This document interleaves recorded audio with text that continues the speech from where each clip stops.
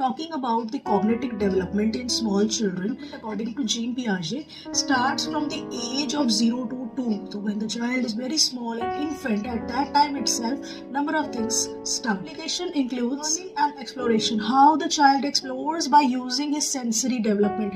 The fingers, the feet, all the senses which the child carries is always active. So these, when connected to the coordination of the fingers, hands, everything, then it becomes sensory motor cognitive development, that the child is using his hands, the child is using his brain, the child is using his eyes, his listening tendency, the speaking tendency, the child tries to identify.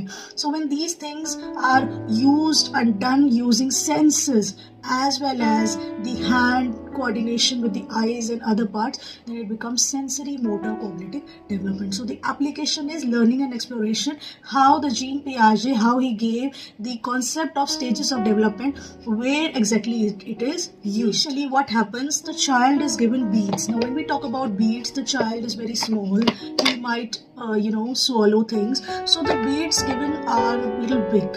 Why are the bigger beads given? So that when the child plays with the beads, he does not swallow it, he does not intake it. So this is the reason that the beads are big enough so the child does not take it inside the mouth. But the color are such that they love playing with it, it attracts the children. So here when the child holds, he holds it and grabs it like this. He does not hold it very delicately, he just grabs. So when he grabs, the touch is as these grooves, they help the child to hold them perfectly rather than these balls slipping out from their hands. So here the child learns grabbing, the child learns how to hold, the child learns sensory development. And when the child sees the colors, so these are in coordination with the eyes also, the senses are active, the brain is active, what I need to do with these. So the sensory motor development takes. As the child grows a little, then the child is given beads which are a little bit smaller. So the smaller beads, again how the beads are then sorted. So the string is given, the bead is attached at the end so that the child does not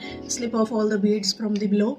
The child is given the beads and he tries to put it like this. So this is the coordination. The child is learning how to insert this inside the beads. So there are a number of colorful beads. So whenever the colorful beads are given, now the child is growing. So when he's growing, he has reached the age of 4 or 5, then he at least try to understand that we do not need to swallow it, and these are made such that there is a hole. So when there is a hole, if the child swallows, at least he has a space so that he can breathe it. First of all, the shape is made in such a way that it does not get swallowed in.